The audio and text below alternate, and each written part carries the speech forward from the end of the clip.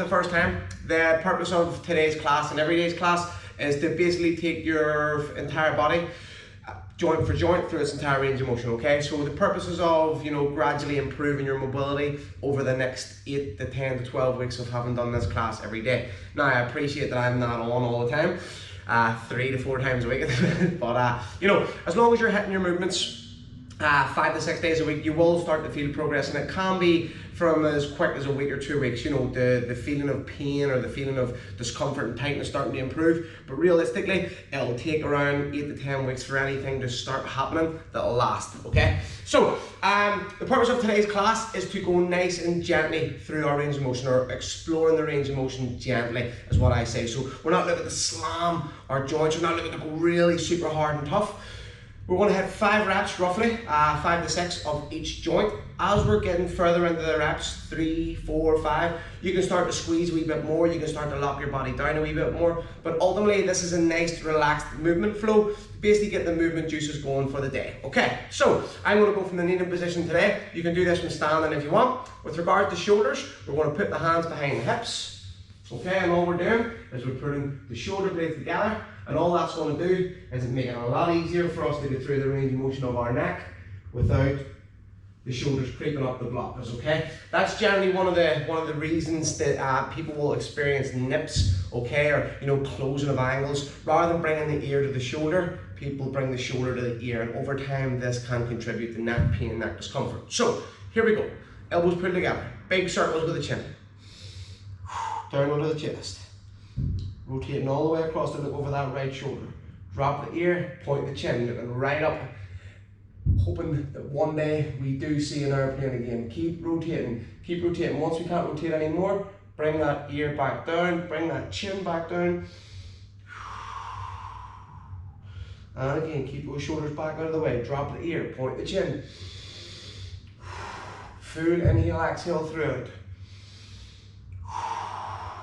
One of the most common mistakes of people in the early stages of their mobility journey is that they have a tendency to hold their breath. Remember that for us to achieve mobility, for us to achieve mobility gains, that our brain must feel safe, that our nervous system must get lots of positive messages sent back between the brain and the body part we're moving. Change direction. If, however, when performing our mobility work, we hold our breath, all that sort of uncomfortable stuff, what people do when they're panicking, essentially it will put your body into a state of fight or flight. And for us to achieve mobility progress, we want that nice relaxed nature. 2 or 3 times a week you go nice and hard. But ultimately, most of your mobility practice is nice, controlled, fluid movements. We go hard 2 or 3 times a week to open up the new space, then we save the new space by performing the movements nice and gently. I always say to people, why do you never feel tight when you sit on the sofa? Because your brain is getting lots of messages saying, we're not using too much energy here, this is a nice position, we're relaxing. And for human nature and survival, it's all about expending the least amount of energy. So if everything you do, you're going 100% that, over time your brain's going to want to fucking get rid of that shit. So squat hard, deadlift hard twice a week. If you're going to do it again, do it nice and gentle. The same with your mobility work. Okay, so now we're going to go straight into our rotations. We're just going to push the shoulders down out of the way. We're going to imagine there's a sheet of glass underneath the chin, and we're just going to rotate all the way across.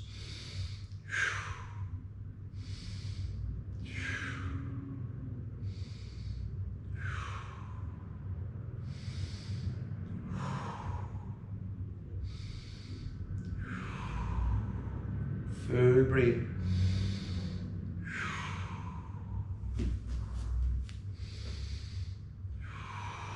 Can change position. Just whatever suits. One more each side. Last ones, flexions and extensions. All the way down. All the way up. Back into the middle. Give the chin a wee push forward, give the chin a little pull back. Don't push into anywhere that's feeling nasty or uncomfortable.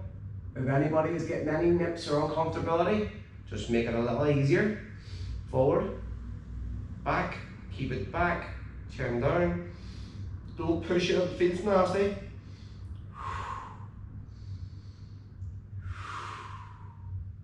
And give it a wee shake. This is going to help me because I know it's a bit warm.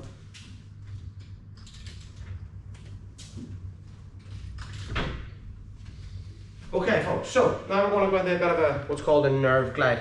Okay, and the nerve glide, basically lengthening, adding a bit of resilience to the nerve that's attaching right up here into the side of our skull, our neck, and traveling all the way down into the fingers. So if you've had any damage, any injury, that nerve's under any pressure, you will get a good feeling here. So first of all, we want to make sure that thumb is turned all the way out, okay? From there, we're going to go a wee shrug up, and then we're going to push down toward the floor, okay? So we're turning the thumb all the way out, a wee shrug up, and then push down nice and hard. Keeping pushing down, and the thumb turned out, we're going to slowly come out by the side until we start to get that sort of nervy feeling traveling down the arm, maybe the bicep, maybe coming from the armpit. But ultimately, it's just, you know, an uncomfortable sort of nasty feeling, all right? So thumbs turned all the way out, shoulders shrug down, wee bit of squeeze in the bum, out by the side until you get that nasty feeling. From there, there's a couple of different variations. We can bend the wrist back. For some people, that feeling may go insane and go right down in the middle of the fingers here. If that's feeling nasty enough for you, we can just stick with it. Other variation we can do, keep pushing away. We can bend the wrist back, bend the head away. Back to the middle. Whatever one sort of gives you the nastiest sensation is the one that you want to pick with. And this is the only time that I would ever allow what's called like manageable pain. You know, where you're bringing a bit of a nasty feeling in, and then you're just letting it go again, but it's completely gone, and then back again. For anyone that has elbow issues, keep pushing away. You can slightly bend the elbow, push the elbow away from you. You can feel that travel into the elbow. If you've had any issues there, straighten out. Same again, bend the elbow, push away. For anyone with shoulder issue, you can do a slight shrug up, push away nice and hard. Try and keep the sensation no more than a 4 or 5 out of 10. And again, and give it a wee shake. So over time, that will improve your nerve's ability to accept and tolerate load. If your nerve can accept more load, can accept more stress, can tolerate more shit, then ultimately your nerves can take a lot more before they send you pain. Ultimately, that'll let us train harder, get more out of our training, if ultimately our nerves are sending us less pain. All right, same again. Down, out, bring it out by the side. For me, the right one is nowhere near as bad. So I'm just going to go straight into the sort of the heavier one, and just comparing the sides, I basically get close to no nasty feeling at all on the right side here. You know, it goes into the fingertips a wee tiny bit, but that's just because the nerve's being lengthened. However, on the left side, when pushing away and bending back, it is insane the difference. So that's always my indication that this left side needs a wee bit of attention. You know, injuries, everyone gets injured. Injury is a part of life. It's how you deal with it, it's how you manage it. When you get injured, scar tissue can develop, can build up, can stop protein getting in. You can have muscles, what my physio calls pasted together, where they can't slide over the top. So gliding the nerve, working the joint, working the breath, ultimately can release over time and make that feel a lot better. Okay, so moving on to our wrists. We want to go flexion, knuckles, fingers, and again. Alright, we want to extend the wrist, extend the knuckles, extend the fingers. Extend, extend, extend.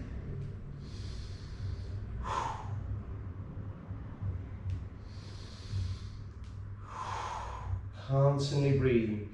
Anyone who plays hurling, Gaelic, anyone who sits and types at a desk all day, does handstands, any human really can benefit massively from including this part of the flow into your daily routine. And, you know, say for example you do have bad wrists, then you know after you've covered your full body flow, then you can go specifically at the wrist in different angles, side to side rocks, reverse rocks, finger extensions, you know, bringing your C.A.R.s in. Cover every joint in full every day, and then whatever joint suffers or whatever joint, you know, maybe is a bit tighter, doesn't move as well, attack that joint separately after you've covered all the other joints. And again. So say for example you do have bad wrist and elbow, you get up every morning, you do your full body mobility flow. And then after that, if you're going to be training later on that night or you're going to be training later on that day, then you can include some wrist and elbow specifics. If you don't know what I mean by wrist and elbow specifics, send me a wee message and I will send you some stuff through. Or go onto my YouTube, Movement Evolution, there's tons of stuff on there.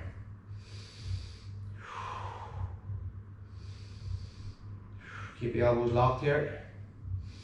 Really trying to contract all the shit of the forearms as we're going. Remember, we're not just trying to passively do anything, we're trying to feel everything, remembering the brain connection, that it's the brain that sends the signal, and then the muscle activates. So that's really always trying to think, what am I feeling when I'm doing this? Am I just pushing my thumb up into the air, or am I contracting my forearm to pull my thumb back, okay? Or using the bottom of the forearm to pull the thumb down. Contract, pull up, bottom, pull down, okay? Everything we want to do is active, okay?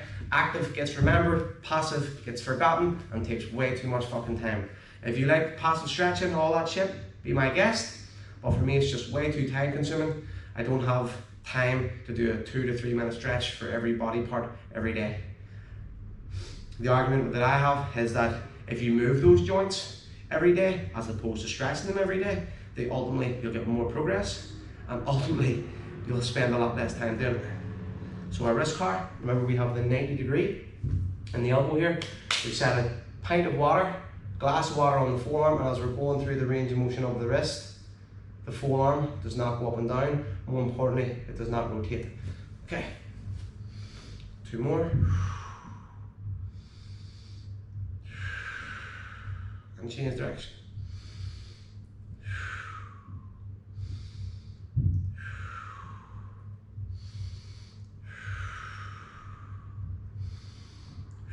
Give it a shake, exact same, close fist. Notice how the hand stays in line with the elbow. We don't want to see any coming in and out, okay? The hand can come in, but the elbow stays completely straight. The forearm line completely straight. So when we come in here, the elbows don't wing out. When we turn the thumbs out, the elbows don't come in and squeeze. They stay the same the entire time.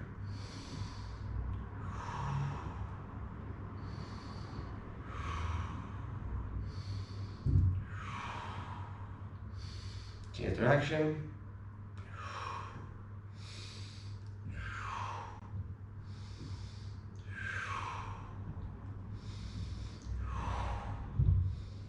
And give it a wee shake. Okay, elbow. Everything from the bicep up is going to be locked in by the sides and not moving. Everything from the bicep down is going to be going. Okay, so we're going to start off by flexing. We're going to turn the thumbs down to the floor and we're going to extend. Again, we're going to flex. We're going to turn the thumbs up to the ceiling, to the sky, and down to the floor. And notice the hands are slightly out wider by the sides here, and then as I internally rotate, the hands are slightly closer. So there's a wee bit of internal, external rotation going on, and ultimately the bicep here is staying in by the side the entire time, okay?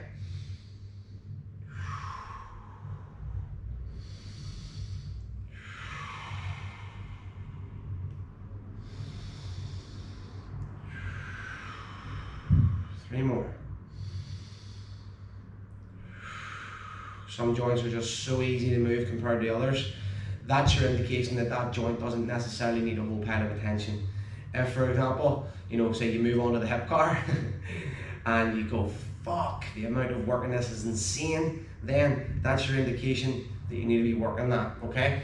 And you move on to your wrist, your elbow, and you're like, fuck, this is no effort, then, that's your indication that it doesn't need as much work. Okay, C.A.R.s.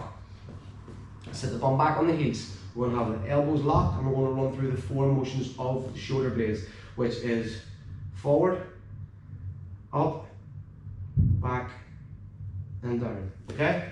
The closer together the hands are here, the easier it is to move through the range of motion of the scap.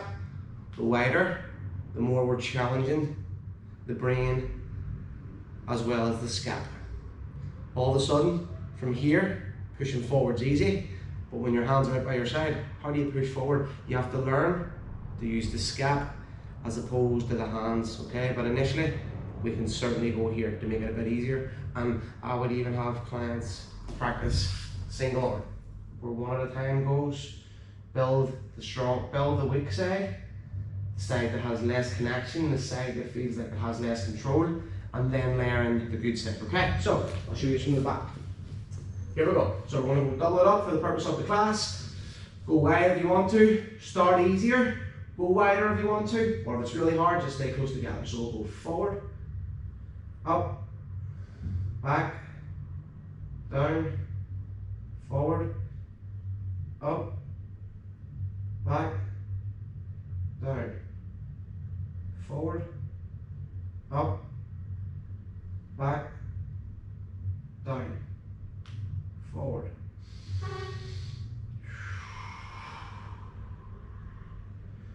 When we push forward, stay forward as we come up. Stay up nice and high as we come back. Stay back as we come down. Stay down as we push forward. And reverse. Stay down as we pull back. Stay back as we pull up.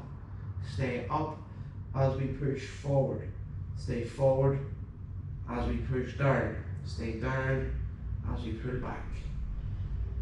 Up, forward, down, back. So you can try wider. Up, forward, down, back. Unilaterally. Up, up, forward, forward, down, down, back, back, up, up, forward, forward, down, down, back, back, and round. And maintain that squeeze as we come through. You can go single side. If coming round by the two, you completely lose the feeling of one side, we can just work the other. Okay, so that is our C.A.R.s. From there, we're going to move on to shoulder. Now shoulder, like I always talk, it's so important that we learn the feeling of rotation, or how rotation is supposed to go about. There's no involvement in the scap now, okay, for this particular variation. And all we're looking to do is we've drawn an X on the bicep. Maybe you have a tattoo that you can look at, and all we're going to do is slowly turn that down toward the floor. You feel this come in around the front of the shoulder, and then slowly turn that up toward the ceiling. So external shoulder rotation, internal shoulder rotation. Keep the elbow locked, turn through the bicep. External, internal. Okay?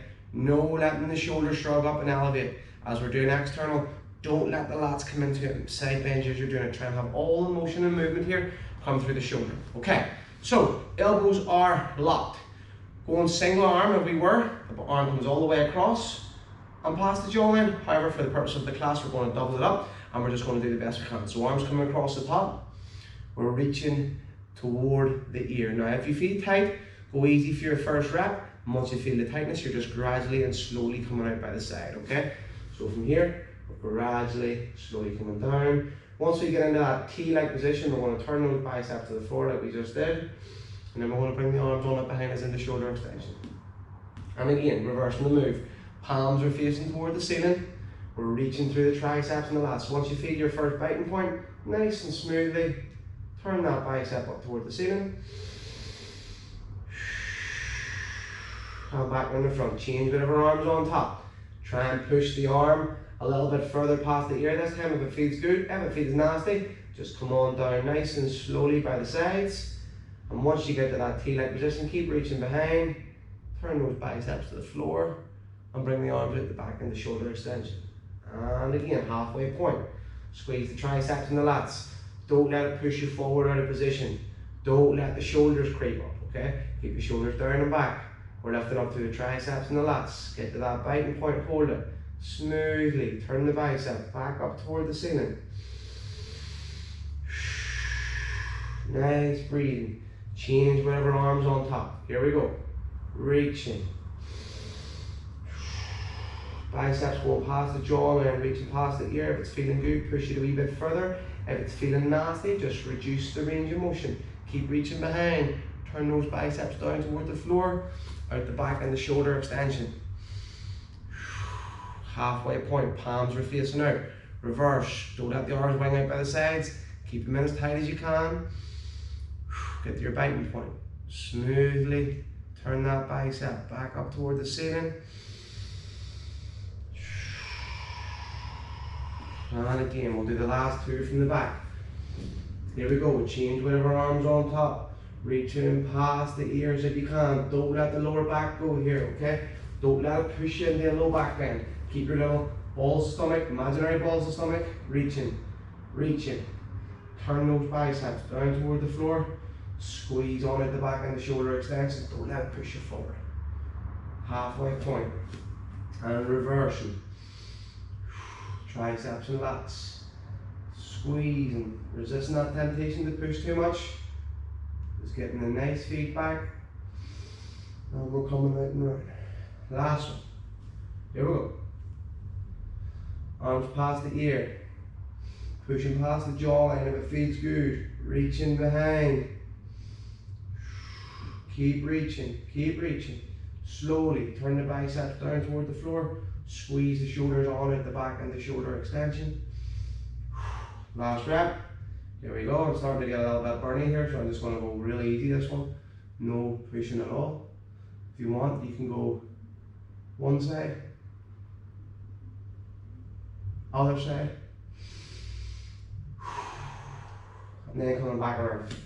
Of course, this is a training car. You know, you could be locking the arm down, you could be squeezing a ball, pulling into a stick on this other arm, and really loading the fuck out of this. You could be squeezing a roller in between your legs, pulling down here. Ultimately, just more means for adding tension. But remember, this class is not a tension-based class. It's just gently wake the body up. If you wanted to go harder after this and you're nice and warm, by all means, do another full round of everything, squeezing like fuck, but be prepared to feel horrible, because a full round of this, of everything full body tension, would be tough. Okay, so now we're going to move on to the spine. Okay, now the spine I always break down into two parts. Today we'll go through that again. We'll go lower and then we'll go upper. So for learning clients and teaching them how to move the lower half, I generally get them to pull the toes under and push the hips back. Now from here, all I want to think about doing is creating an arch in that low back. Or essentially, all we're doing is pushing the bum up toward the ceiling or pushing out toward the wall behind you. If this position is too limiting, we can come forward a wee bit.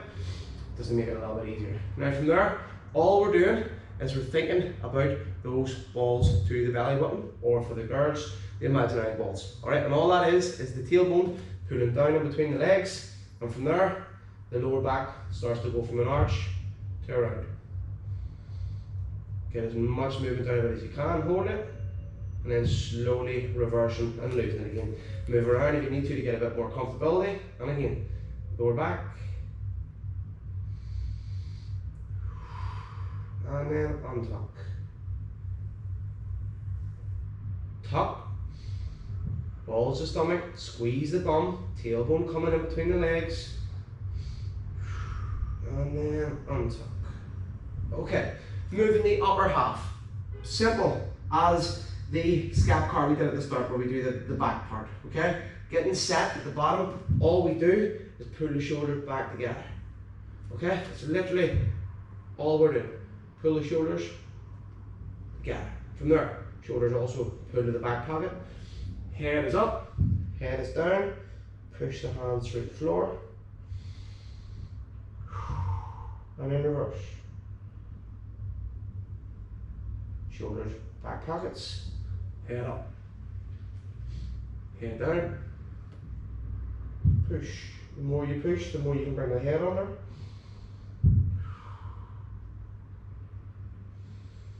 And bring it back down. Back pockets, head up. Last one before we piece it together. Head down, hands through the floor. Don't let the shoulders creep up to the ears here. Keep them in the back pockets as we push them through.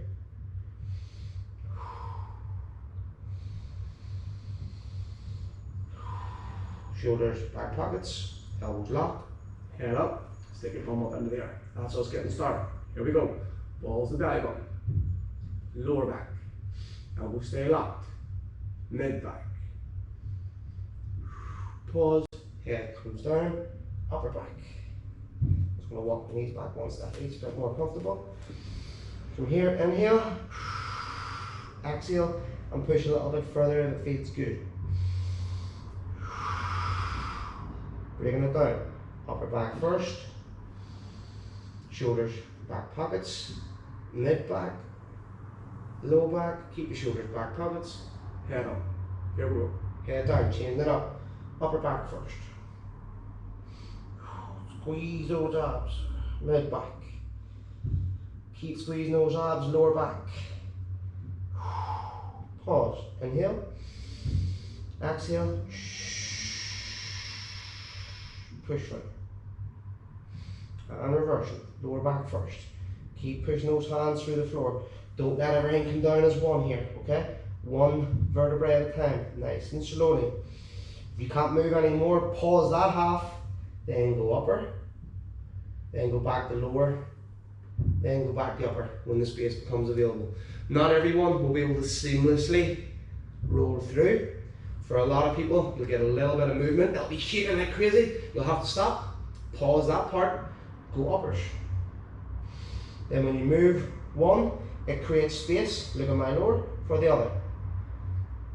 So upper, lower, upper, lower, upper, lower, upper, lower, until you have the ability to bring it all down in one movement. Here we go, last rep. Balls to stomach, lower back, lower back, lower back, lower back. Pause, head down, hands through the floor. Upper back.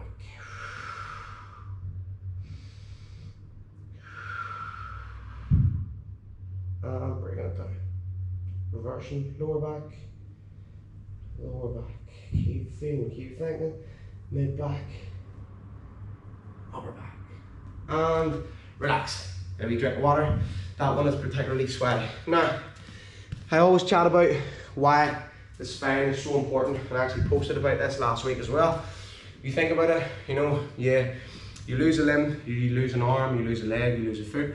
With science these days, most people will have the ability, you know, get a prosthetic on, make another go at movement again. However, if you fuck up your spine, if you fuck up your back, you will not have anything that can replicate what the spine can do. There's nothing that a doctor can put in that will give you that 360 degrees of movement potential, okay? You've only got one back. That's why no matter what clients come through the door, if it's for a bad shoulder, if it's for a bad leg, whatever, they will get prescribed what they need to fix them, but they will also be prescribed spinal segmentation. Your back is the number one. That's why you hear that Chinese proverb, you're only as old as your spine, meaning you keep your spine fresh, you keep moving it, you bend it, you twist it, you turn it every single day. And when you're 60, you will still be young. The spine is the fountain of youth, okay? And it can't be replaced. So, now, after segmentation has been achieved, okay, the ability to separate those vertebrae, because if you think about it, we have 33 vertebrae in the spine, as of which 24 are individually movable. There's no point doing all these other variations, thoracic C.A.R.s, thoracic rotation, all this shit counts for nothing if you can't segment your spine, okay? So having an absolutely amazing thoracic spine counts for fuck all if this lower half here still can't move. Because regardless of how good that thoracic spine is, the lower spine still has the potential for injury, which ultimately will affect the upper spine, okay? So, now that we know the importance of spinal segmentation, I would then start going for a thoracic rotation. So the first one that I'm going to start with today is we can put the elbow all the way down on the forearm, okay? This is one of my favorite ones for taking the lower half out of it. We go finger on the temple, and then from here, we're rotating and opening all the way up to the ceiling. Now, as opposed to, you know, just seamlessly pushing the elbow up to the fucking roof, I want you to think about it's all this shit in behind here, your lats, your rhomboids, your carries, all this shit every time we move. These muscles are pulling us around. Again, making it active and trying to create the connection between the brain and the body part that's being moved, okay? Ultimately, the more we improve that connection, the more mobility progress we can or hope to achieve over time. So here, fingers on the temple, and we're keeping the bum all the way back on the heels. We're not resisting that temptation to lift up to get further, because then the lower back will go.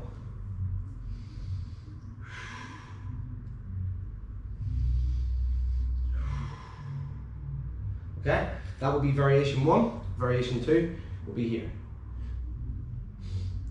Again, just making it feel a lot nicer on that upper back. Clicks, cracks, pops, all that shit are fine here. Bear in mind it's not followed up by any pain, okay? From here, get to that point. Think about squeezing these muscles harder to pull it around more. When we hit that maximum point, don't let the hips shift toward the opposite direction. Keep everything where it is. Rotation through the upper back. Last one. If anyone is wondering what is a good gauge for good mobility here, I like the idea of being able to make 6 o'clock. So hand here, hand elbow here, nice straight line. Obviously, any progress beyond this point is also great. All right, now I want to move on to the hip. From here, 90-degree angle. Now ultimately, I would have my head on a yoga brick here, but today I'm just going to set it on my arm, okay? From there, we're going to take the heel, we're going to squeeze it, the back of the hamstring, okay? From there, we're going to take the knee toward the back of the armpit or the back of the elbow, and keeping the knee as close there as we can, we're then going to bring that same knee and foot up toward the ceiling. Breathe, pause, like there's a spike going down through the knee. I want you to slowly start pushing that foot round behind you, and then eventually pushing that entire limb, knee, foot, squeeze that ass cheeks, pull right at the back and the hip extension. Then from there, we're slowly going on down to the floor, almost letting that knee touch and the foot stay off as we slide across the top of the other thigh. And then we're reversing, out the back. Same again, knee and foot comes together, staying back. From there, knee stays where it is, foot rotates, goes back down to the floor, knee back to the armpit, and back to the start. That's a wrap. So 6 different functions of the hip covered in one move. Flexion, abduction, foot behind the knee, internal hip rotation, pull out the back with the glutes, hip extension. Always keeping a slightly element of to the stomach, okay? That just makes the midsection a lot less harder to cheat. If we're loose through the midsection, the pelvis can move around, the hips can roll off. You can bring some lateral flexion of the spine in. However, if we just do a wee slight, basically getting ready for a bit of a karate chop. So, knee to armpit. Bring the knee and the foot up toward the ceiling. Pause, breathe. Like there's a spike going down through the knee into the hip. The foot's moving around behind the knee, but the knee is not moving. It's staying exactly where it is. Keep internally rotating, bringing that heel behind. Now squeeze and pull that entire limb out behind you in the hip extension. Slowly keep rotating, bringing that knee on down to the floor first, and then sliding that knee across the top of the other hip, and then we're reversing. Out the back, out the side. Pause the knee, foot comes down to the floor, this time external hip rotation, and back to flexion. Now I'll do a bit of a Homer Simpson here to get into a different position for you. And here we go again. Flexion. Abduction. Pause that knee. Don't let the pelvis roll on off and give you a false sense of hip abduction. Keep the pelvis stacked. From there, pause. Foot coming round behind, internal hip rotation. Keep squeezing at the back, hip extension. Knee coming all down to the floor. Sliding across the top. And reversion. Here we go. Out the back. Bring that knee and foot up together. Pause. Knee stays where it is. Foot comes back down to the floor. Knee comes back to the armpit. Here we go, folks. Last rep. Knee to the armpit. Don't let the lower back bend to do this, okay? All from the hip. Knee and foot up toward the ceiling. Pause. Internal hip rotation. Push the foot to the wall behind you. Keep that squeeze on the stomach. And on at the back into hip extension. Don't let the lower back go here. Keep a wee bit of tuck, or balls to the belly button. And reverse. Out the back. Out the side, drive up, hold, pause. Foot comes back down underneath the knee. Knee comes back to the armpit. Woo. And that's 5 reps. If anyone finds that easy, I need to get you to come and teach me. You know, you train hard, you play Gaelic, you play hurling, you play soccer, you're MMA, you're a boxer, your hips get so fucking tight because you rely on them all day long to get around. If that hip car feels difficult, and it probably will to most of you, do it every single day for the rest of your life. Trust me, in 6 weeks time you will thank me. In 12 weeks time you will love me. In a year's time you'll leave me a cracking review. And we're on to the other leg now.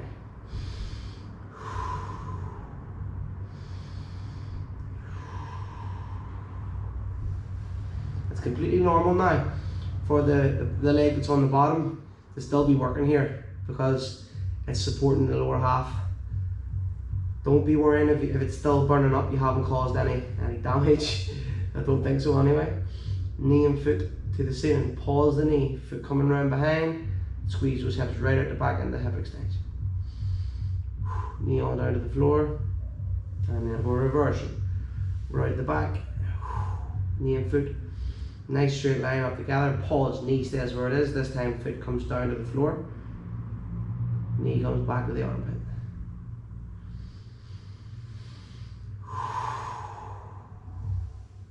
Squeeze the heel tight, knee to the armpit, don't bend your back.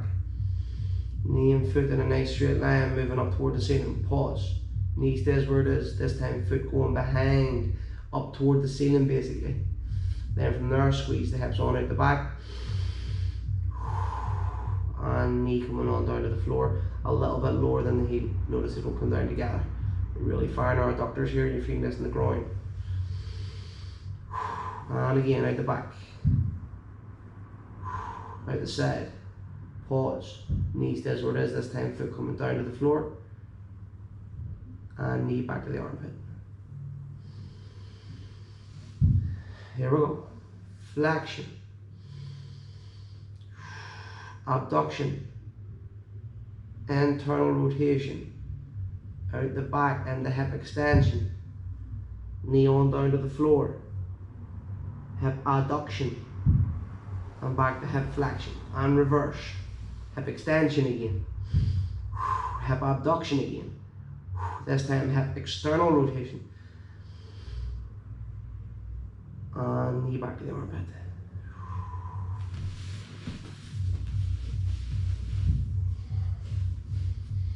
Here we go. Flexion. Abduction. Internal rotation. Extension. Adduction. And flexion. And reverse. Extension. Abduction. Pause that knee. External rotation. Flexion. Back to the start. Okay. Let's be honest in our work. When we flex, don't bend and bring the lower back into it. When we abduct, when we get our maximum point, don't push on through it and let your pelvis roll off. Okay, keep everything stacked on top. From there, when we're internally rotating, keep the knee where it is, squeeze the foot up to the ceiling. And then from there, bring that entire leg, squeeze it out behind you, hip extension.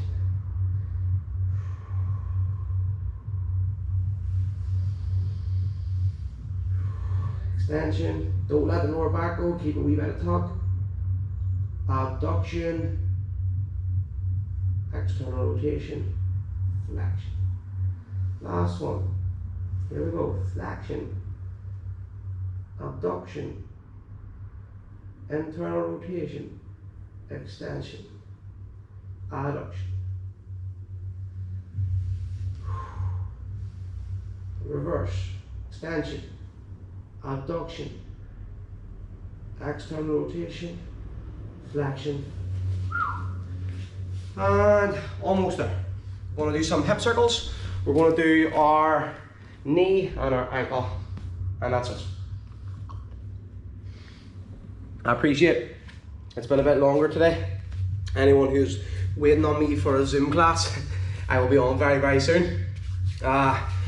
So let's move on to our hip circles. Okay, not like the classic ones where we're looking to do really wide feet and we're looking to keep the back nice and flat. What I want on these hip circles is a bit more of a shallow stance, and as we're rocking to the side, we're going to bring complete spinal flexion into it. Okay, so a bit of a wider stance as we rock to the side. We're going to push the hips back. Now, when the hips are also going back, we're going to keep the top of the balls the belly button. So notice it's doing a nice stretch to my lower back. Then we're side bending, then we're forward. And all the way back, across. Bring that shoulder to the floor. Push those hips to the right. Keep the tuck. Side bending, hips are going forward, lean back. Lateral flexion, and again, out the back, low back, mid low back, right side low back, and reverse. Full lateral flexion of the spine, rolling all the way across, leaning, hips now going forward.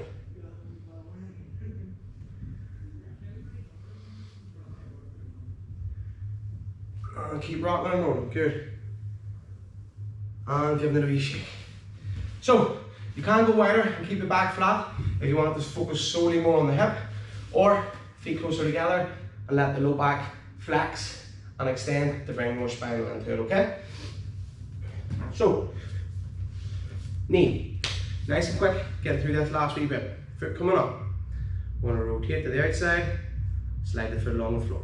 From there, we're going to turn that shin back in, bring the heel back under, and then just reverse. Slide it out, rotate, bring it back in.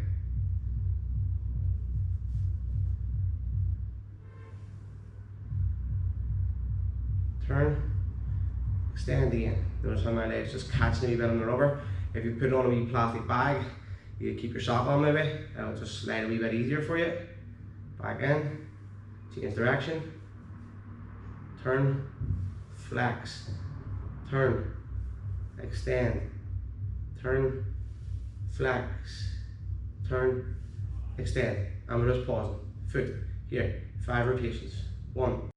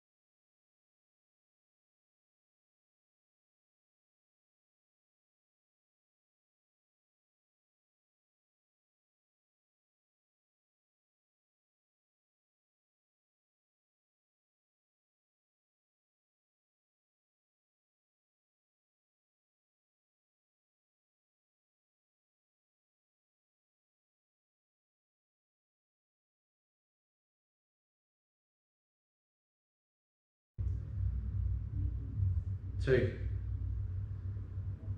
3, 4, 5. And change. Flex it. Rotate. Extend. Rotate. Slide back in. Keep those toes squeezed tight. Extend. Try and turn that shin bone as one. Extend. Flex back in. 5 minutes. Nice one. Keep going. That's a big silverback gorilla here in the background there. Congrats on the wee one, my son. And our last one, we're just rotating. 5 minutes, okay, and that's maybe already my next one. Keep flexing, rotating. Boom. Now, on the other foot. Waves and then C.A.R.s, and that's us done. So, we're going to look to crunch, point the toe away, stay, splay the toes, extend, crunch, big cramp, try and get that to squeeze hard, stay, splay, pull them back, crunch, point away, splay, pull them back, crunch, one more after this one, point, stay down, splay the toes, pull them right back up, trying to contract all this front of the calf, all this musculature, going tight, stay tight, crunch the toes, push away, now using the bottom of the calf to pull down, splay and change. Everything, remember, is active. We're thinking about what's bringing us there, what's helping us go there. Crunching, point away, extending, crunching, point away, extending, crunch, point away, extending. Last one, squeeze, point those toes down, really try and cramp that foot out, point, squeeze, and boom. Okay, so changing the foot or the ankle car up today, we'll be doing it with a straight leg. Now we're going to go back to bent leg. One hand underneath, one hand sitting on top. The leg is now out of position. Well, it's eliminated. Now we're going to go big circles with the foot. Trying to keep that shin bone pointing straight ahead. Big toe to the outside, splay the toes. Baby toe now to the outside of the knee. Flex the toes, point down. Keep it at that angle, pointing out. Invert. Toes. Squeeze. Change direction. Baby toes to the outside of the knee. Keep the shin bone pointing straight ahead. Come all the way across. Flex. Invert that foot. Point down and around. All the way. Toes outside. Squeeze. Last one all the way around. Flex. Cross. Crunch. Last one. Here we go. Big circles. Baby toes to the outside of the knee. Point those toes down. Keep that angle. Try and keep the foot pointing out to the outside before coming back to the inside. And inverting again. So for me, I always struggled with eversion, but there's definitely some improvements over the last 6 weeks. As long as you're trying to improve, you put enough effort into it, change direction, it will do. Splay, across, crunch, pull up high, rotate across, crunch. Last one, up, across, crunch. Okay, folks, thank you very much. Anyone who has any questions, you can leave it in the thread or send me a wee DM after. As I see, no questions have been left right now, as usual. Thank you very much for jumping on, YouTube as well. I'll see you later, folks. Thank you.